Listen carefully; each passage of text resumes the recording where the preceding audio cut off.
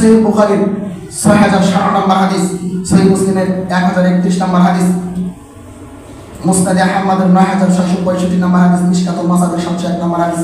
আবু হুরায়রা রাদিয়াল্লাহু তাআলা বলেন রাসূলুল্লাহ সাল্লাল্লাহু আলাইহি ওয়াসাল্লাম বলেছেন, সাবআতু ইউযিল্লুহুমুল্লাহু ফি যিল্লিহি, আল্লাহ তাআলা কাল কিয়ামতের মাঠে আরশের ছায়ার নিচে 7 শ্রেণীর মানুষকে জায়গা দেবেন। ইয়াউমা লা যিল্লা ইল্লা যিল্লুহু, যেই দিন আল্লাহর আরশের ছায়া ব্যতীত আর কোনো ছায়া থাকবে না। আপনি একটু খেয়াল করেন এই হাদিসটার এই প্রথম অংশটা মনোযোগ দিয়ে খেয়াল করেন।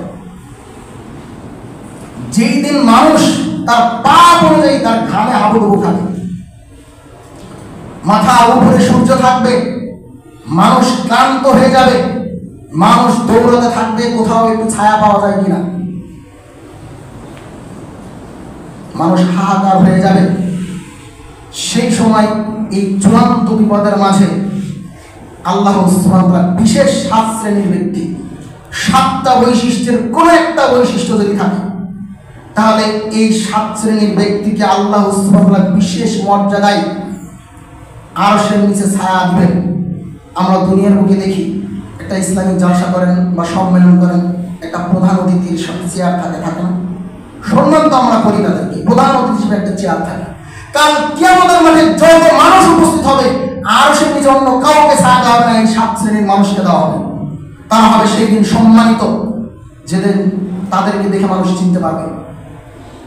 তাদের প্রথম জন হচ্ছে ইমামুন আদিলুন, ন্যায়পরায়ণ শাসক। এরপরে তৃতীয় যে ব্যক্তি সে হচ্ছে ওয়াশাবুন নাশাআ ফি ইবাদাতিল্লাহ, ওই যুবক যে তার যৌবনকালটা আল্লাহর রাস্তায় কাটিয়েছে।